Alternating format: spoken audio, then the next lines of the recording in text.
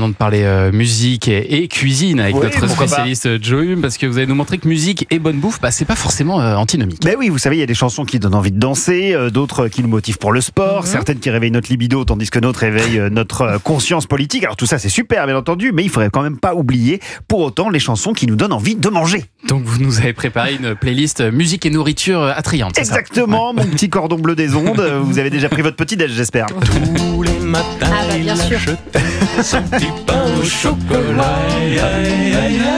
Il y aura du Jodassin dans quelques instants en live, hein, donc c'est pour ça. Vous savez, c'est tous des pièces de puzzle, ça semble bien ici. 1969, donc Jodassin qui sort son 3e album, comme un boulanger sort ses viennoiseries. Quand on écoute le petit pain au chocolat, ce sont toutes ces sensations de bonheur du petit-déj qui nous parviennent, l'odeur du pain chaud, le craquant de la pâte, le chocolat ramolli qui fond dans la bouche.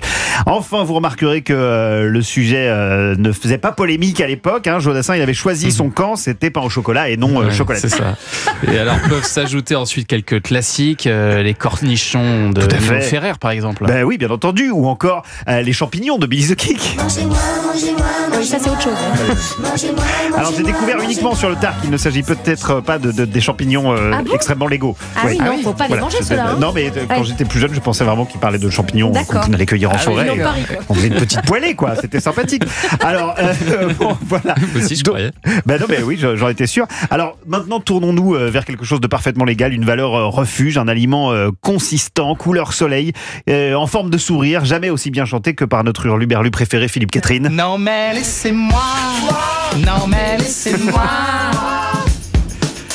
manger ma banane. Non mais laissez-moi. Nous sommes en 2010 et 30 ans après le Banana Split de Lio, Philippe sort cette ode à la banane, un fruit aussi bon que pratique. Il n'y a pas de jus qui risque de vous couler dessus. Vous pouvez en manger partout, tout le temps, que ce soit sur le chemin du boulot, en sortant du sport, ou même, comme Philippe Catherine, sur une plage bretonne, dans votre plus simple appareil. La banane alerte. Voilà, la banane. Oui, oh, d'accord. Oui, ok, super, bienvenue. Voilà, et donc en préparant cette playlist, je me suis aperçu que beaucoup d'artistes, la nourriture pour eux était liée aux souvenirs, au plaisir régressif. Parfois c'est nostalgique, comme dans les Roudoudous de Renaud, ou alors plus joyeux, comme dans le Honey, le miel de ABBA, le cheesecake de Louis Armstrong, et puis le brunch généreux de Supertramp avec Breakfast in America. Bien sûr. Et ben voilà, on a faim. Il y a peut-être des gens qui sont au petit-déj là, donc j'ai pensé à eux, voyez-vous. Magnifique.